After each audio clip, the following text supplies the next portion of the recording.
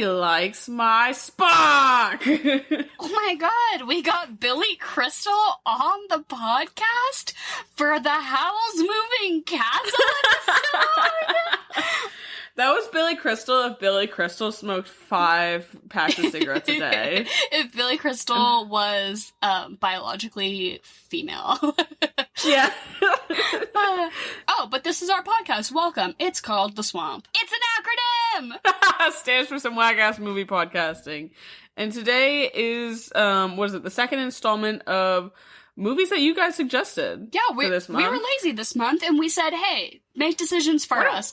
And so we just mostly did it by, frequency, and so 2 of you suggested Howl's Moving Castle. Shouts out to @Caitlin.Pinell and @Ivana Milan, both from Instagram, wrote in and said, hey, do Howl's Moving Castle, which I'm sure we have referenced how badly we've wanted to do this movie, 1,000 times. People are like, God, just do it already. So here we are. I think it's no secret that both of us are Studio Ghibli, fanatics.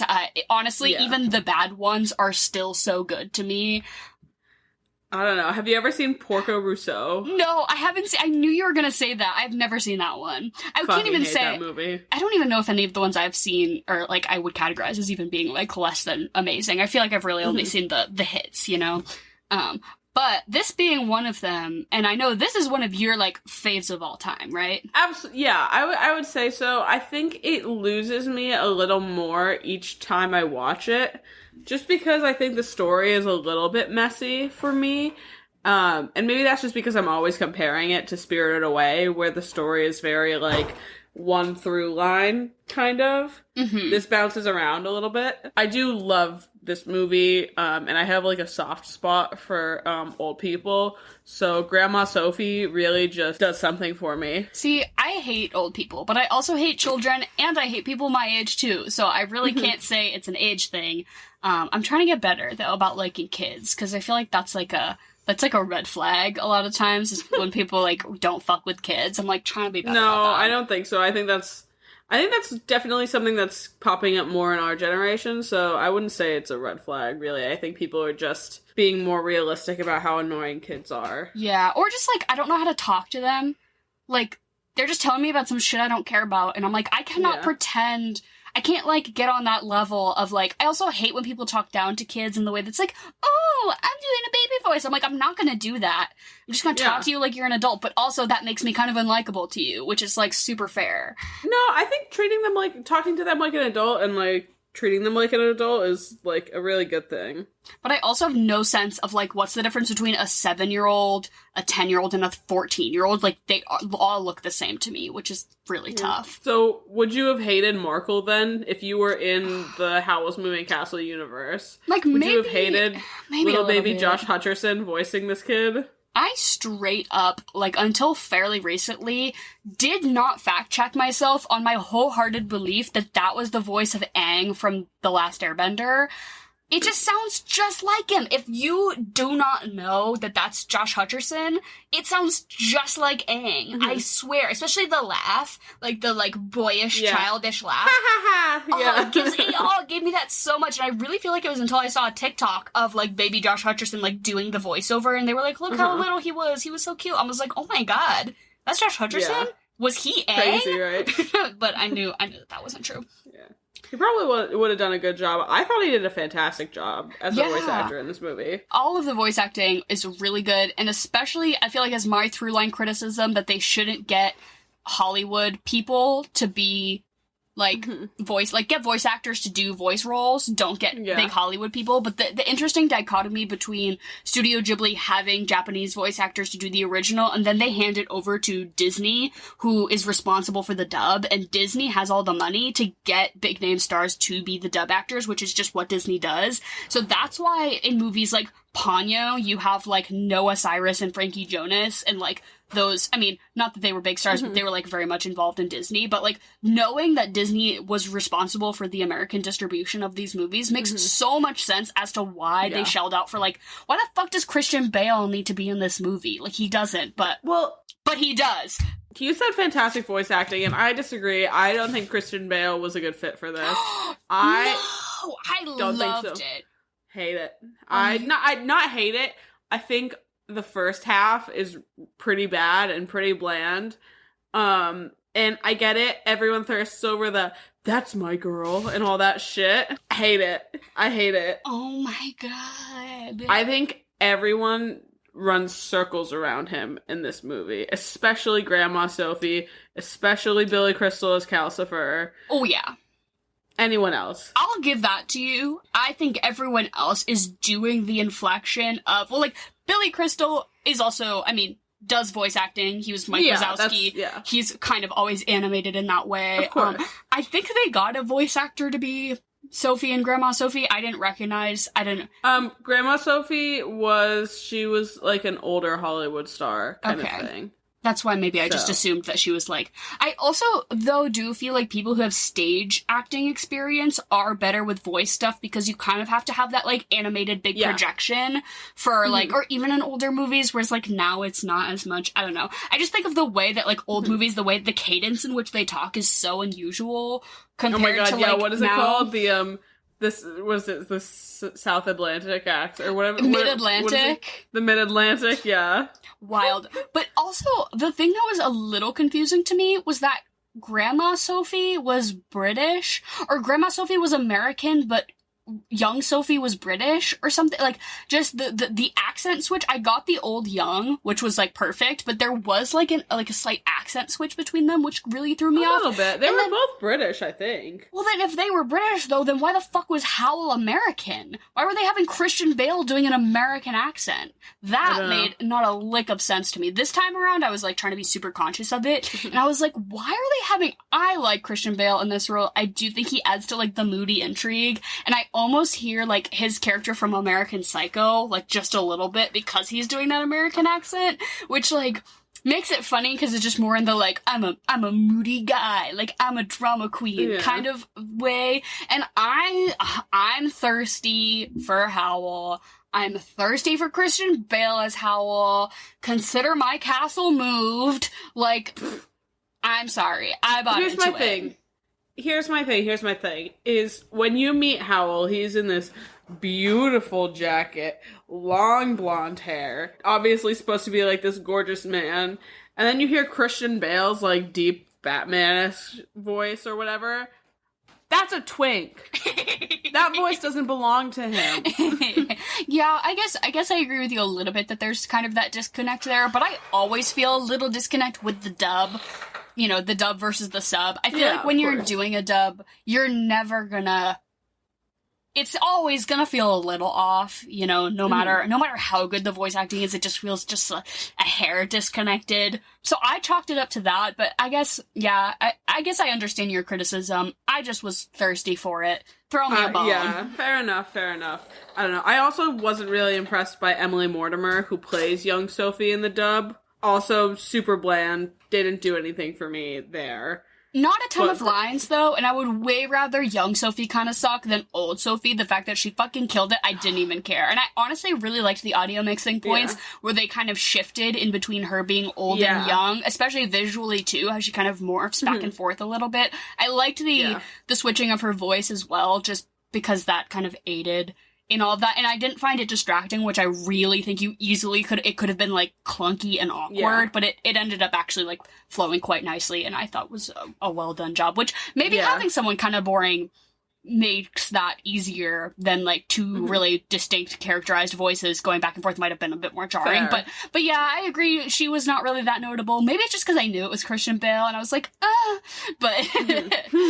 But Jean Simmons, who is a British actress, famous for Guys and Dolls, Spartacus, and then I guess she did, like, a Hamlet in 1948, was the one that did Grandma Sophie, and she is, like, the standout voice actor for me in this film. I thought it was just spectacular.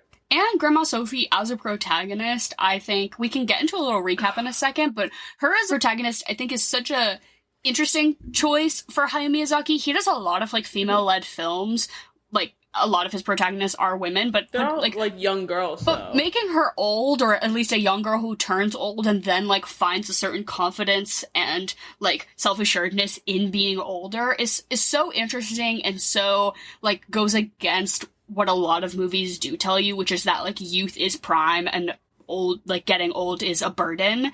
And the fact that she, like, I don't know, kind of comes into her own and ends up being way more animated. And I actually never really thought to chalk it up to the voice actors, but even, yeah, her voice feels more like her own when she is an old woman, which is something I don't think we ever see in movies, especially in American movies. Like, old women are always, like, witches, like, victims that we're supposed to pity, or, like, like, I don't know, they never really have, like, a strong voice or a sense of character, and they certainly are never the protagonists of movies, like, hardly ever. God, no. So, yeah, I just thought that this was really cool, and Hayao Miyazaki, fucking cool guy. Yeah. Well, I'm wondering if that was, like, his choice, or I know this was a book beforehand, which I didn't realize until this watch around. So I need to do a little more research on, like, the book to movie adaptation and what is, like, super true to both of them. So I don't know too much about it. I've never read the book, but the book is from the 80s, I think. And it's definitely... it's like 84 or 86. It's a super loose connection. I mean, not super loose, but it is the same general plot, but, like, the original book has nothing to do with a war. Like, it is not about that at all. So it takes a lot of the same characters and sort of, like, the same... maybe sort of motives or vibes, and very much places it into a very different context. So I've heard that there's, like, not a ton of, you know, continuity between the book and the movie, and that a lot of people who really love the book are pretty critical of this movie, of being like, this is not, like, you did not make this book into a movie, you just took the idea of this book and then did whatever you wanted with it. And I guess... Well, that's what a lot of movies do. Yeah, but the witch, what's her name? The big witch who then turns old or whatever. The Witch of the Waste. The Witch of the Waste, she is, like, the main antagonist in the book. Like they are fighting her the whole time. And that weird sort of turn in the middle, like, that doesn't happen. And there's a lot of, like, shifting and different things going on. So I have heard that the book, from what I understood, also, like, the characterization, Howl is very different. You know, Sophie's very different. But I think she becomes old in the book, but I could be wrong about that. But from what my surface level Wikipedia knowledge is that it's, like, similar in idea, not in, like, structure or storytelling. It also checks out, like, you're gonna let Hayao Miyazaki do whatever the fuck he wants, you know? Yeah, true. So the motivation for this movie, I think, is so cool. Obviously, you get the anti-war criticism that this movie sort of has at the core of it, is like that war is bad, and we are exploring that as sort of as a topic in this, like, somewhat high fantasy world. But it's pretty interesting to me. I was reading a little bit about, like, his motives for making this movie were because he won the Oscar for Spirited Away in 2001. And when he accepted the award, he has said something about, like, I feel a little bit conflicted about this because, like, I don't really agree with a lot of American, like, politics, basically. And he was like, I am, like, a pacifist. I don't really fuck with, I mean, he didn't say that, but he's like, I don't really fuck with a lot of, like, what America's got going on. So the fact that you guys are awarding my movie, which, like, inherently I always try to put my beliefs into my art, he's like, it's a little bit strange to me and I don't know how to feel about this, but, like, thank you for the award, great. And then we went ahead and invaded Iraq. And he was like, absolutely, I'm not into that. So then he specifically made this movie to be a critique on the American-Iraq War, which started in 2003, and this movie came out in 2004, so very shortly after. And he specifically was like, I hope this movie does not resonate with Americans. He's like, this is not a movie made for an American audience. I mean, he didn't say it that blatantly, but he basically was like, y'all loved my shit, now I'm critiquing you, so if you're gonna keep loving it, look inward, basically. Like, which I think is so cool. He was, like, super into unionizing all of his workplaces, too. Like, every animation studio he worked at, he was like, let's all unionize, and everyone was like, you know, all the guys upstairs were like, oh my god, why did we hire him? But I really think he hits the nail on the head. Oh, absolutely. I think it's so interesting, especially Japanese media, I would say, takes, like, animated or, like, things that are meant to be, like, quote-unquote for kids, and has these, like, really heavy themes, or, like, these really important, especially anti-war, especially with Japan, anti-war, like, motifs in media for kids that I don't think as Americans we would ever think to put in front of our kids, just because we are so, like, put up the blinders, don't talk about that kind of stuff. But, like, so much anime is about, like, the horrors of war. This movie, like, a lot of, I don't know, like, animated stuff that's like, oh, it's so pretty, that's for kids, but it's like, no, we're talking about something, like, fairly serious. I just think that that's interesting, especially Japan being, I don't want want to say, like, the most affected by American violence and evil, but, like, if we're gonna give a top 3 countries who've been fucked by America, Japan is certainly in that top 3. Yeah. And the fact that, I don't know, that they have all of these really strong values in their media and that we're like, oh my god, I love it, is very, like, I mean, in a modern sense, not as bad, but still, like, okay, let's look inward for a second, because the reason they're so critical is because of us, so. Yeah, but do we want to give a little recap really quick? Yeah, run it. Yeah, okay, so, movie starts, it's giving, European nation, it's giving England specifically, if you ask me. You can tell it's, like, the middle of war, there's a lot of propaganda, a lot of soldiers. You meet, this young girl, Sophie, she's working at a hat shop, very insecure, very kind of, like, lone wolfy kind of thing, like, just the introvert that you all knew, like, in high school, you know what I mean?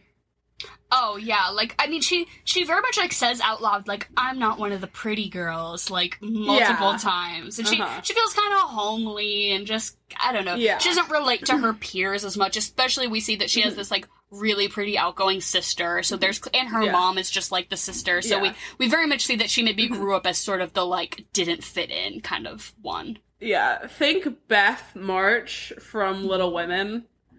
Definitely that vibe. But so she's just minding her own business, walking through town.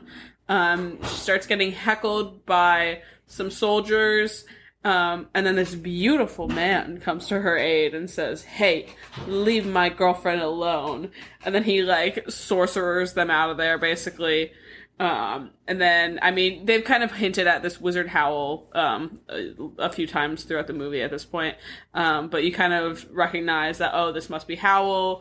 He's being chased by this other, like, these henchmen of another wizard kind of thing. And so they end up, like, floating through the air, through town kind of thing. And that's how it all starts. And pretty soon after, the Witch of the Waste, you find out it was her henchmen that were following Howl. She shows up at Sophie's work, starts insulting her up and down, being like, your shitty little hat shop, you tacky bitch. She's like, you know what's tacky? You. And Sophie's like, please leave. She said, I don't think so. Casts a spell on her, makes her an old woman, basically, and the whole deal with this spell is that you can't tell anyone about it. So Sophie's like, fuck, what do I do? And she's like in a 90-year-old woman's body. So she's like, okay, I got it. I'm gonna go find this bitch. I'm gonna go to the waste. I'm gonna figure it out. I'm gonna get her to reverse this spell on me. Ends up essentially running into Howl's castle. She meets this scarecrow. She calls him Turnip Head. He basically brings Howl's castle to her, and she kind of just nuzzles her way in there. Says, meets the fire demon that moves the castle. His name is Calcifer, voiced by Billy Crystal. And then she kind of just decides to crash there. She's like, fuck it, I'll just be the cleaning lady. Hires herself. So, it's like showing up to a workplace and being like, oh yeah, I got hired, I work here, but like fully nobody hired you. I think that's how all bartenders start. I'm convinced. They just show up and are like, I work here now, and they're like already shaking a drink, and the owner's just like, yeah, right. It's like exactly the plot of Aaron Brockovich. She's like, you're gonna give me a job. Calcifer is like, alright, I guess we're giving you a job. And then you meet Markle, who is this little sorcerer in training under Howl, and eventually Howl comes back to his house, doesn't recognize Sophie because she's 90 years old now, is just kind of going along with it. He's like, fuck it, I guess I got a cleaning lady now. Little hijinks ensues. She changes she, like, mixes up his hair dye. He gets really emo.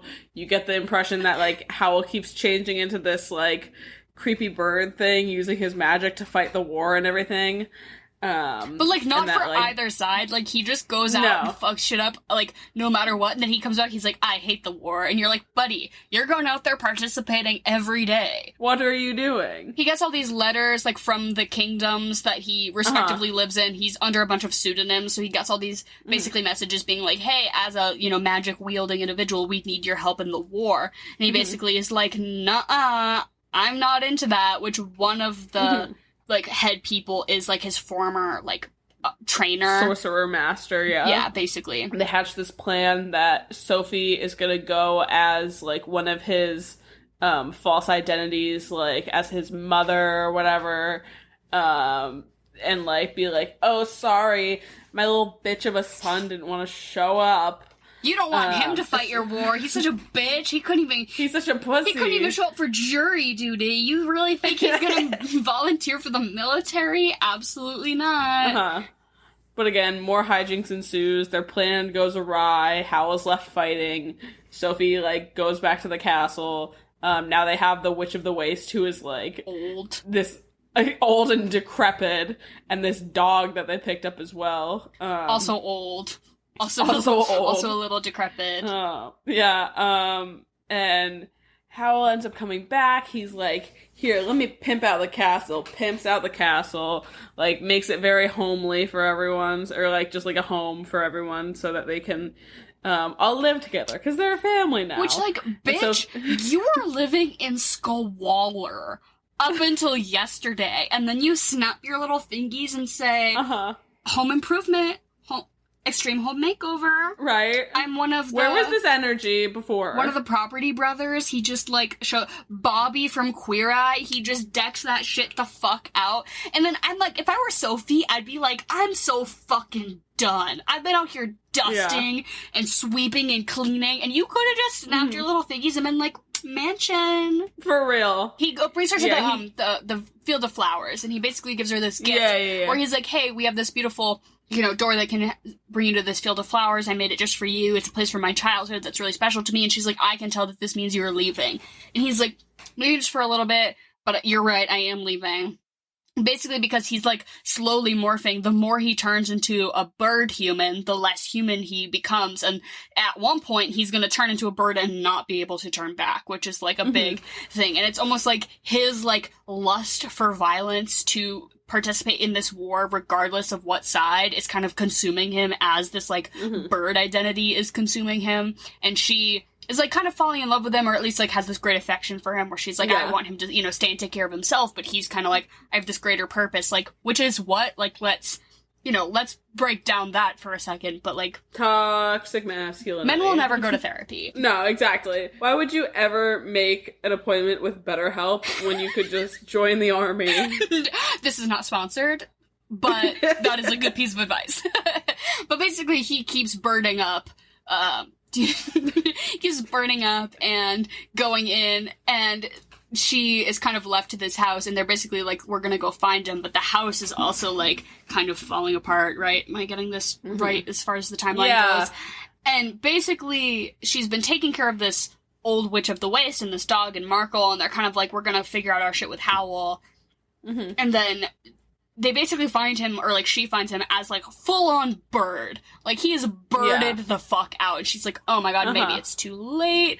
But she goes through the door back to the valley. She, like, basically travels in time, sees young Howl, like, essentially eat a falling star, which you start to understand, like, he pulls out, like, his heart and it's calcifer, basically, and she's like, oh shit, I know how to fix Howl now. And then as she's falling, like, through the ground, because basically, like, she fucking creates a black hole, but she's like, come find me, which is a really fun little thing that creates the movie in an entire time loop, which is why I find it really fun to rewatch, because basically she's like, come find me in the future, I know how to save you.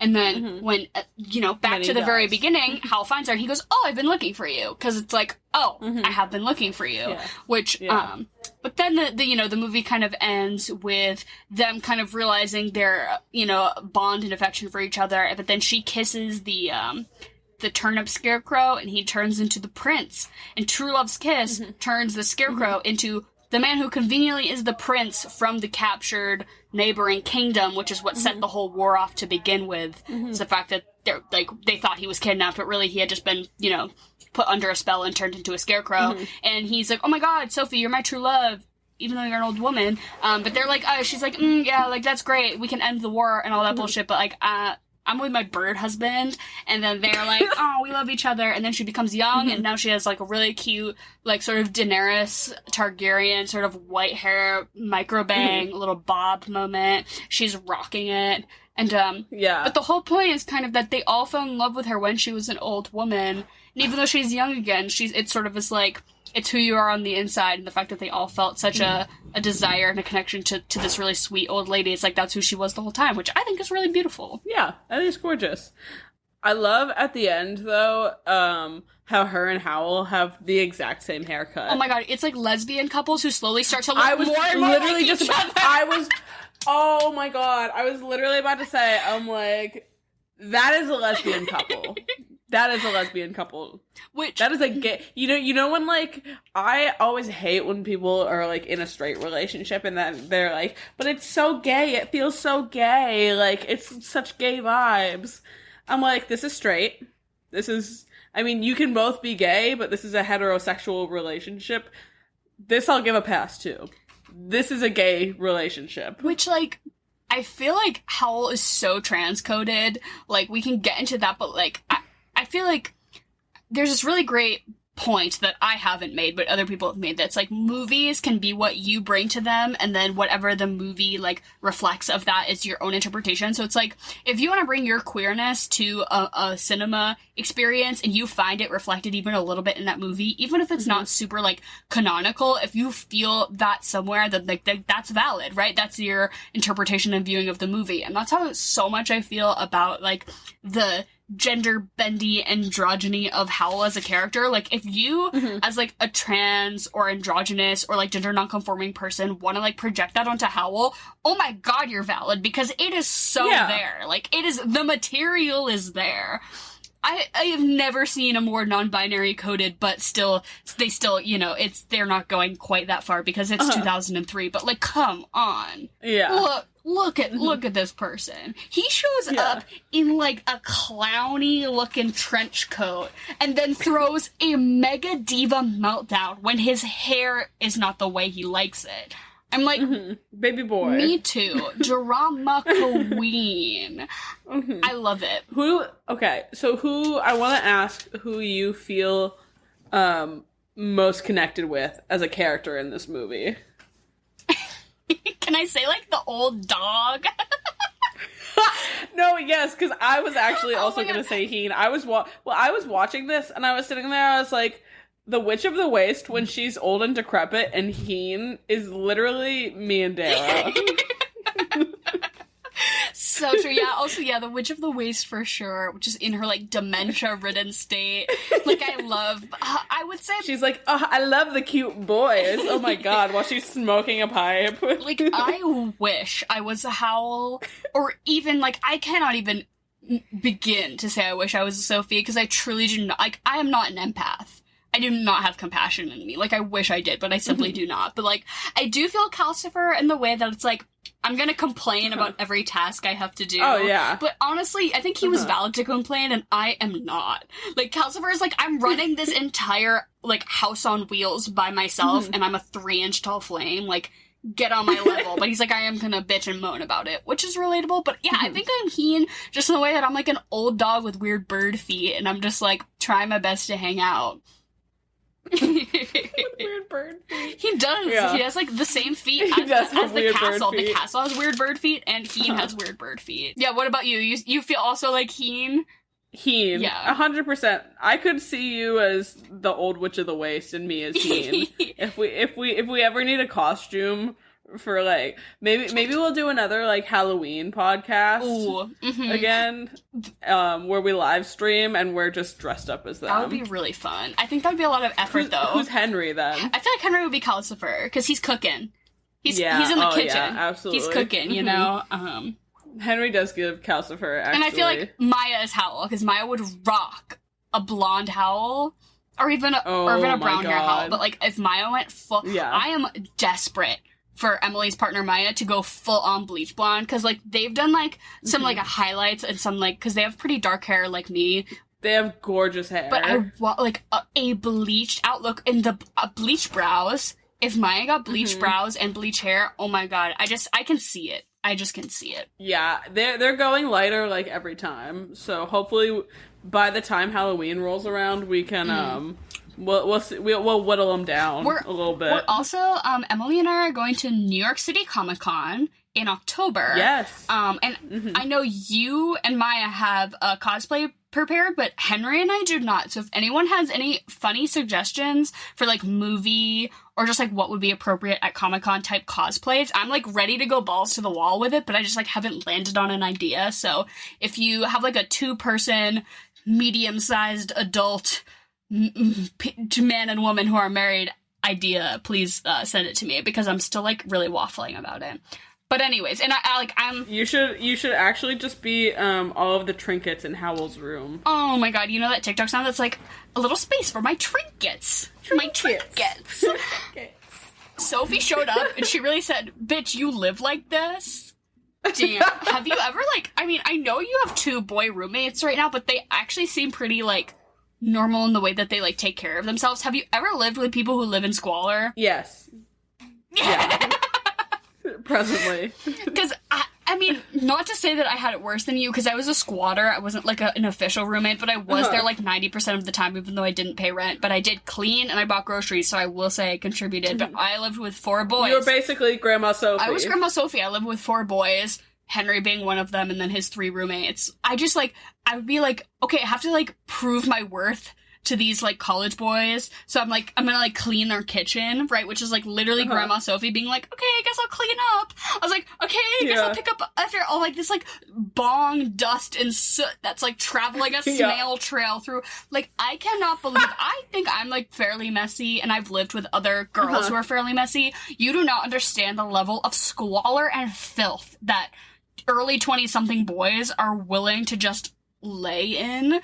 Oh my god, it's insane. Don't get me wrong, like, I don't clean my toilet as often as I probably should, and I've got all of my little knickknacks all fucking strewn around my room. There's, like, a pile of laundry that hasn't been folded, but it's not, like, dirty laundry on the floor, No. kind of. These boys would, like, order Chick-fil-A, forget about it, and then leave it by the front door for weeks. Like, that kind of...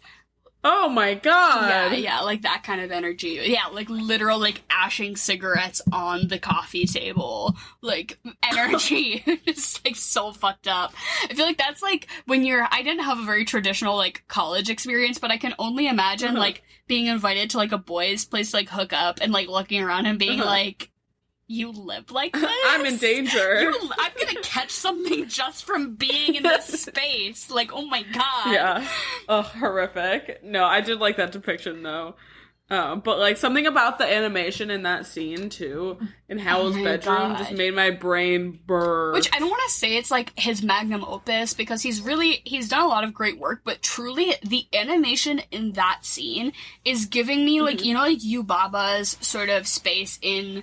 Spirited Away, how it's like all those really intricate like interior design details. I'm like, how, like, for Howl's Moving Castle, they just dialed that up to fucking 110, and it is so like visually rich. Gorgeous. That you can hardly even concentrate on anything. Like, they pan over to him, and he's got little stuffies on his bed.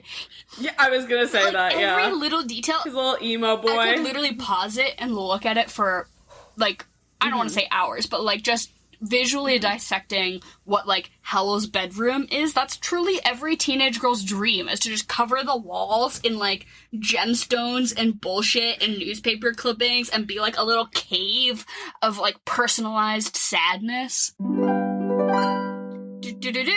Who is it? But my mom, Jen. Why do I sing intro music when I know that I'm later gonna manually add in the harp intro music? Like, I was just about to say that. Why do I just don't know what to say. It's double intro music for Jen, I guess, but she's here to host her interim podcast segment, Chocolate or Vanilla. She's gonna say 2 things. We're all gonna say which one we like better. Jen. She's also my mom. I don't know if I said that. Jen. how are you this week? And what is the theme, if any? I am really good. How are you guys? I'm all right. I'm hanging in there. I'm in the middle of moving, so... Moving sucks. That sucks. Yeah, it's a lot. There is a theme, and it is all these are movies that have 3 words in the title. Nice. We're getting back to basics here. A loose theme, if you will. Nice. Love it. Fast and loose. Come on, let's go, baby. All right. Chocolate or vanilla? Chocolate.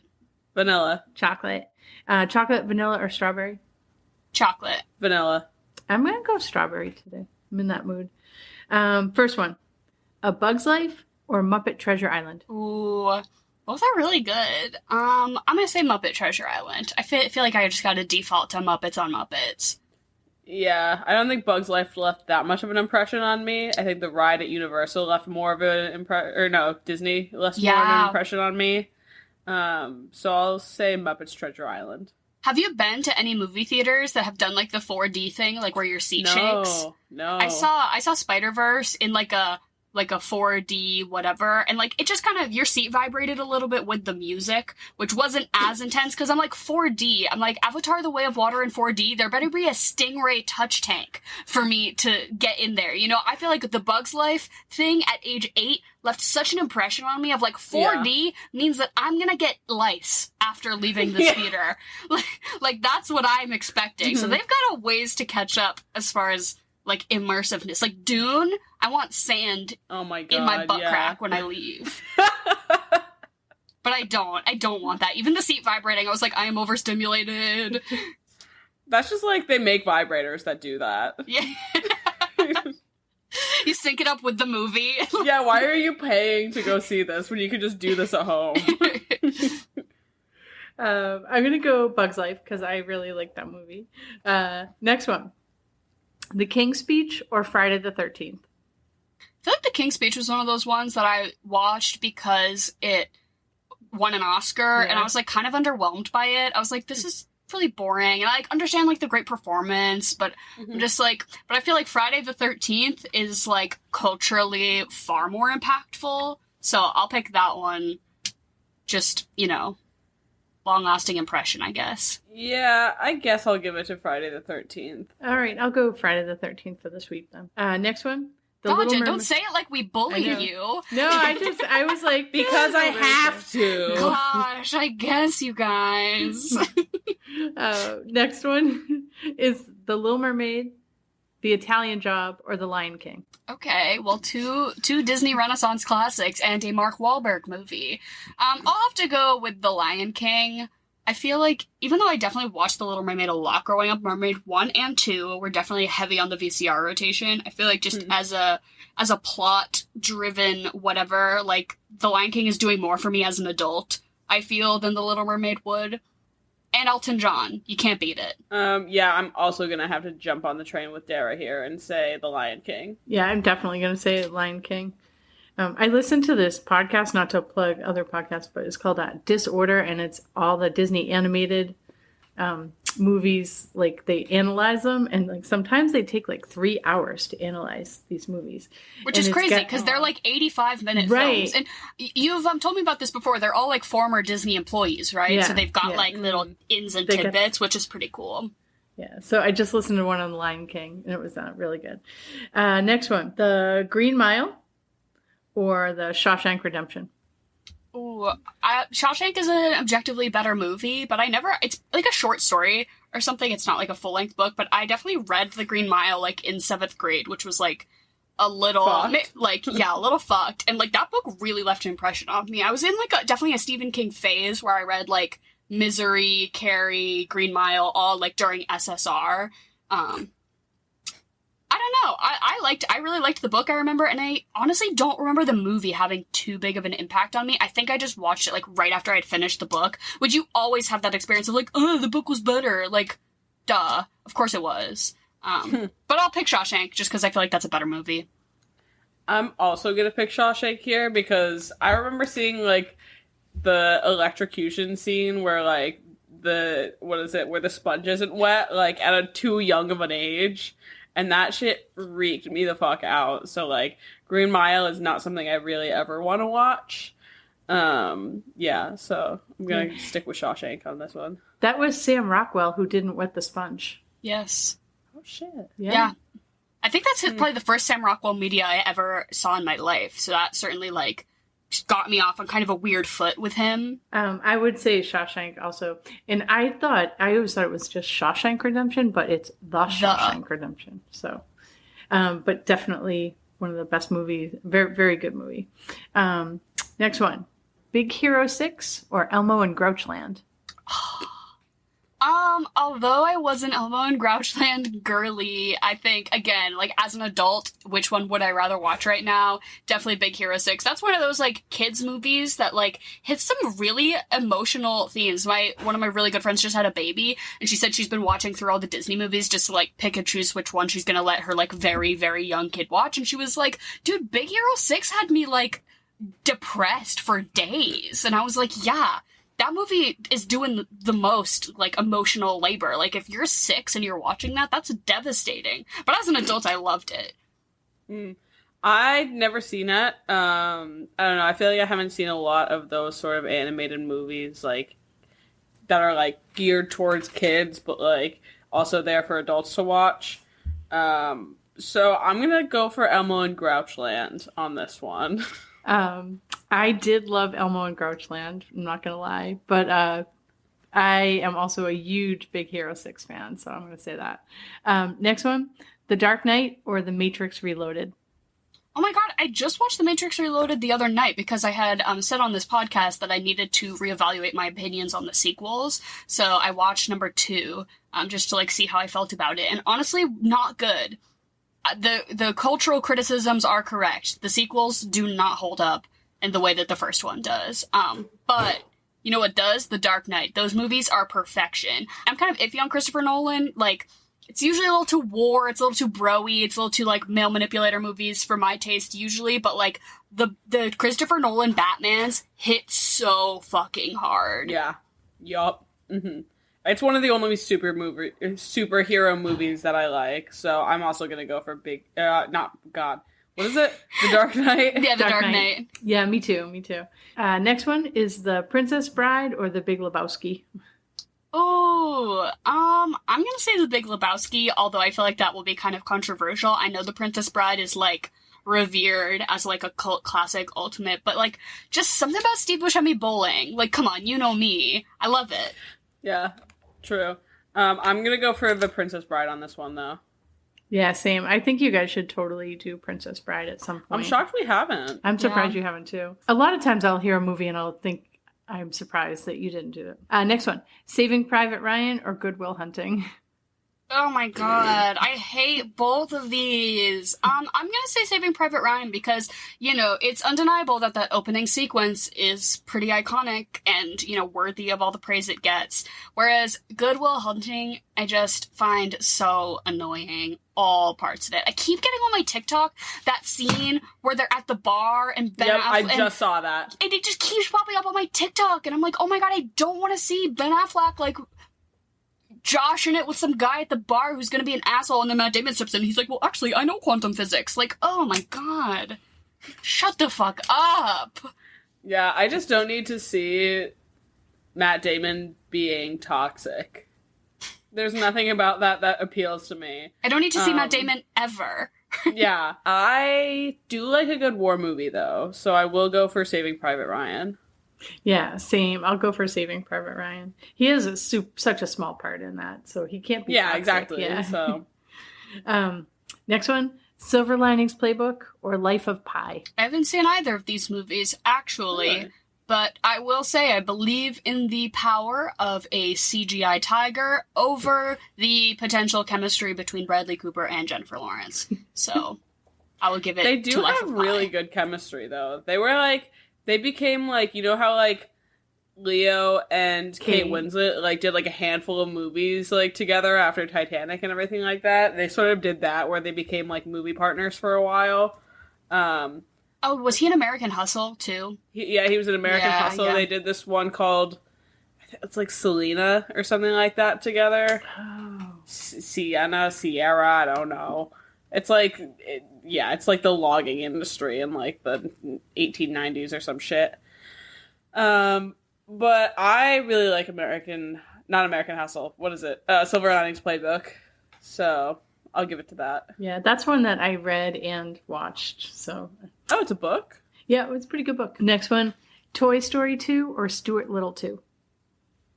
Is Stuart Little 2 the one where they do the boat race and he gets in the boat and it's like the RC boat and like it's really dramatic because he's in it? I think so. I'm still going to pick Toy Story 2, but Stuart Little 2, I feel like we got to cover Stuart Little 1 because we've done almost all of Gina Davis's like big hit discography on this podcast. I feel like we just got to round it out with Stuart Little. Yeah, that's fair. Yeah, I'll give it to Toy Story 2. Okay, yeah, so will I. I'll give it to Toy Story. Alice in Wonderland, like the Tim Burton one, or A Knight's Tale? Oh, A Knight's Tale. If you're giving me a Heath Ledger versus a non-Heath Ledger movie, I'm picking the Heath Ledger movie. And Heath Ledger is one of the few people that, as a blonde man, still can get it. I feel like, did I say this last time or did I tweet about it? How in that new tennis movie starring Zendaya, that they've got, it's like gonna be like Zendaya's a tennis star and she's like in a love triangle and she's got my boy Mike Faced who like ends up being her husband, but he's like, top 10 celebrity crush of all time. And they made him fucking blonde. They put an earworm in my brain and found out how to piss me off specifically by making this man blonde. I'm so upset. I can't even look at him anymore. I'm sick. I'm sick. But Heath Ledger looks fine as a blonde, so I'm here for it. Maybe because is that his natural hair color? I feel like it's... Yeah, I think it is. That's it works. Yeah. I'm gonna go... I haven't seen A Knight's Tale, so I will go for Alice in Wonderland. Oh, you should totally watch A Knight's Tale. It's so good. It's a goodie. You would really like it. But that is it for 3-word movies, chocolate or vanilla. Amazing. Stunning. Thank you. As always, Jen, thank you so much, and we will see you next week. All right, I love you guys. Have an awesome night. Bye. But so, do you have a preferred hair color on our titular role of Howl? Because he rocks the 3. Uh-huh. He's got the big 3. Yeah. And I feel like they're all, like, uniquely different, almost as if, like, I feel like he becomes a different person with each hair color. So, do you have a preference? I wish we got to see more of him as Redhead! a ginger. Yeah. We got it for, like, maybe a minute, screen time-wise, and that was it. But I think I like black hair Howl, honestly. I think the blonde is, like, I don't know, like, if he's gonna be, like, the emo boy, like, be the emo boy with the black hair. Right? I also feel like we get that insight that he had black hair as a kid. Mm-hmm. Right? So, like, that's his, like, or, like, it's, like, raven. It's almost, like, dark blue, almost. Yeah. But he had that dark hair as a child when we see the flashback. Mm-hmm. And so then we know that the blonde is, like, very much a facade. Mm-hmm. And I'm like, what are you hiding from? Yeah. But, like, I've been there. You know, we've all dyed our hair and regretted it. And we've all dyed our hair and embraced it. And he was feeling the blonde. He was not feeling the red, which honestly, I'm like, why are you throwing a fit? You look pretty fire. Yeah. He looks like, you know the guy from Ponyo? Yeah. Like the sea wizard guy from Ponyo. I'm like, it's very much giving that, which I definitely liked. And then I think I have to agree with you. I do like dark hair. Because also when he turns into a bird, he's like, it's the same as his hair color throughout. So before, was the bird blonde? Or was he just a blonde man in a dark bird body? That's the question. That's the big question. Because I feel like I need you to tell me about this, and I need your perspective. Because I feel like I'm just missing out on this, and I don't know why my brain isn't doing the thing that everyone else's brain is doing. But what is it about Howl that makes you so thirsty for him? Because I know it's the Christian Bale voice, and I know he's like a little femboy and everything like that, and I know he's got the lines like, "That's my girl," or there's one where he goes, "Calcifer, you're being so obedient." Okay, men. You know what women want? Women want draft dodging, breakfast cooking, bird transforming warlocks who dress like fucking Versace clowns. The waistcoat and the blonde bangs that he cares so much about. He's just the most... You're not buying it? He's just toxic. And I get it. He physically does not have a heart. Like, of course, he's gonna be emo and toxic and all that shit.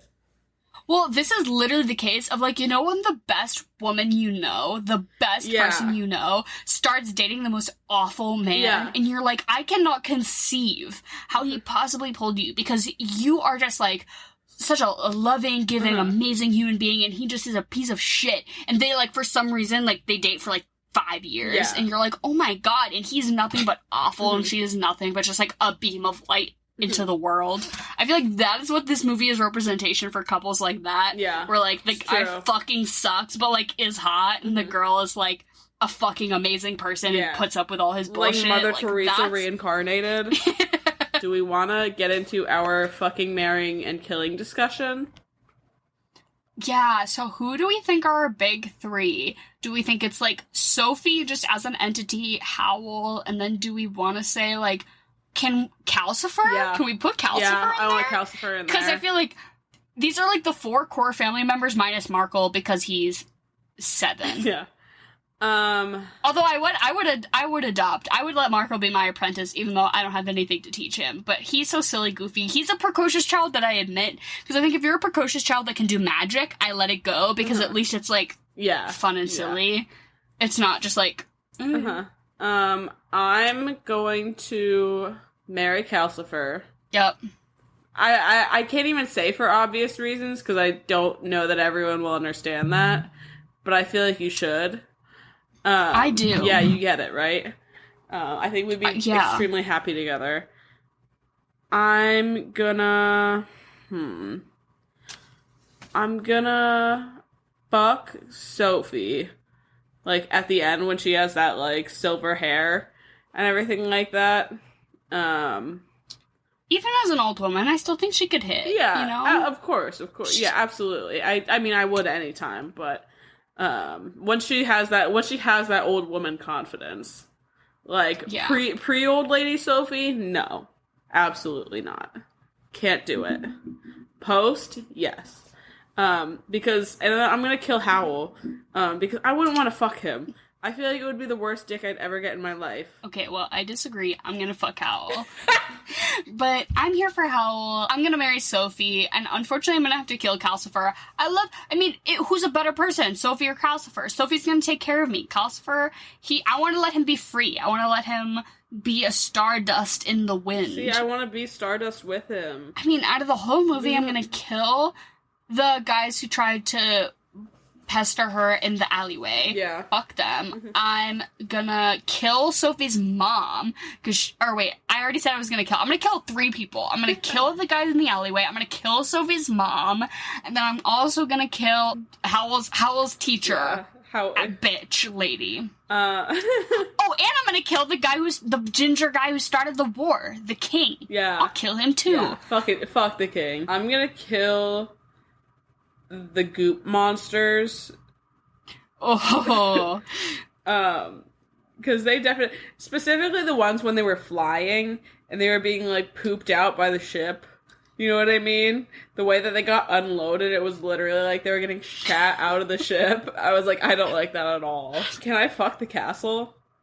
Can I fuck the moving castle? And then I'm gonna marry... I guess I'll marry Sophie. Yeah. She is gonna take care of me. I was really considering saying her sister, who, by the way, another Hunger Games actress voices her.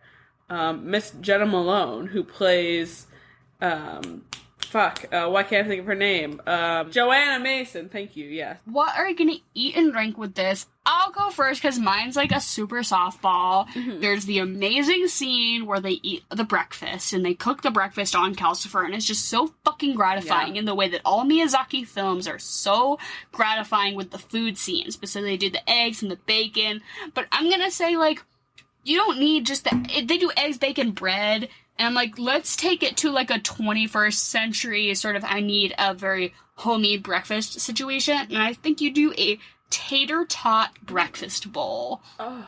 you instead of like hash browns, you make tater tots, like just, you know, a rough handful, and you put them, you know, in a bowl, and then you can do a fried egg, some bacon, just like the meat of your choice. I'm a bacon girly.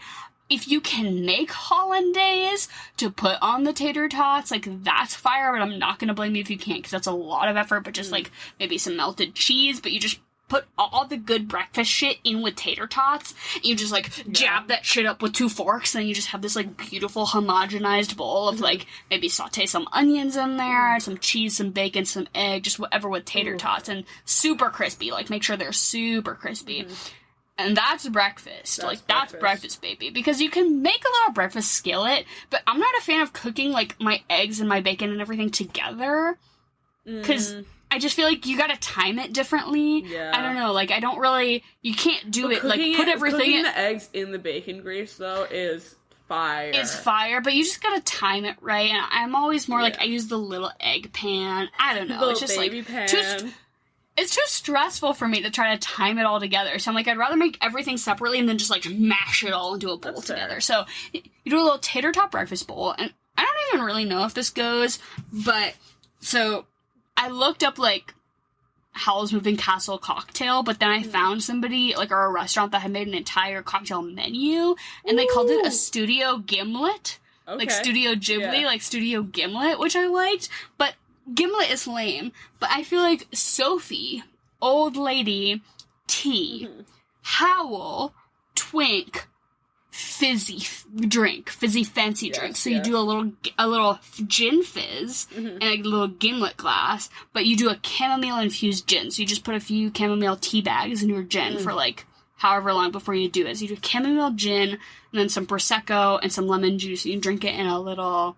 gimlet. Like a gimlet glass, and you put maybe like a little, you know, a little lemon twist or something, whatever you're feeling, but it feels very like a bit of Howl, a bit of Sophie, and a bit of the studio. Yeah. I don't think that goes with a breakfast bowl, but... Probably not, but, you know, what are you gonna do? So I also kind of went for vibes with my drink and based it off of that. Because there's not a lot of, like, food references really in this movie, and, like, but so I found this yuzu cocktail, basically, which is, like, sort of, if you don't know what yuzu is, it's just another form of citrus. I'd say, like, somewhere between a lemon and an orange? Yeah, basically. But so, it's essentially, you use the juice of 1 whole yuzu, 2 ounces of gin, a couple dashes of vanilla extract, a little simple syrup, some orange bitters, and then, like, club soda. I would personally use, like, just regular seltzer. Or just maybe Prosecco. That sounds fire. The vanilla. Right? The addition of vanilla always fucks me up. Like, I got a cocktail fairly recently that tasted like a pound cake, right? And it was because it was, like, lemon and vanilla together. And I was like, oh my god, it was, like, vanilla vodka and, like, lemon and something. I was like, why does this taste like a breakfast pastry? Yeah. So, yeah, the addition of vanilla, I was like a cream soda kind of vibe. Hot. Always wild. Hot. That sounds really good. And then, what are you eating? So I did kind of latch on to the idea of pork because of the bacon and the breakfast scene. But I didn't want to do breakfast, but I still wanted something, like, kind of simple and kind of, but, like, homey. Something that you could make a little spicy, because I figured you'd throw a little bit of calcifer in there. So I'd say you do a sort of spicy pork belly taco, I think would be really good. So, yeah, or just, like, your preferred kind of pork, but, like, pork belly sounds good to me. I'm never, like, brave enough to make pork belly at my house. Me neither. But whenever I have it at a restaurant, it's really good. Yeah. But I feel like a nice, like, spicy pork taco is, like, very, like, comfort food homey. And this movie, it, like, also makes me feel like I'm being wrapped up in a big hug. Like, I want, like, a nice, like, comfort food. So definitely, I vibe with the taco. Word. And then what are you gonna follow this up with?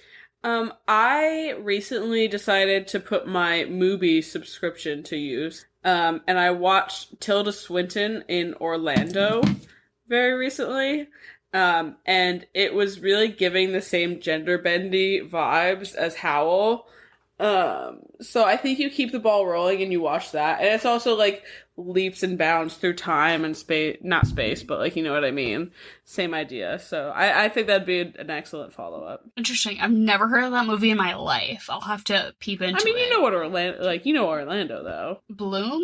No, oh, no, it's, Virginia Woolf wrote it. It's, like, Virginia Woolf's, like, magnum opus, and it follows, essentially, a man, through, like, he basically doesn't age, and at one point he ends up kind of, like, switching genders and becomes a woman, and then, like, it spans, like, 400 or so, 500 years kind of thing, and he just lives these, like, lifetimes.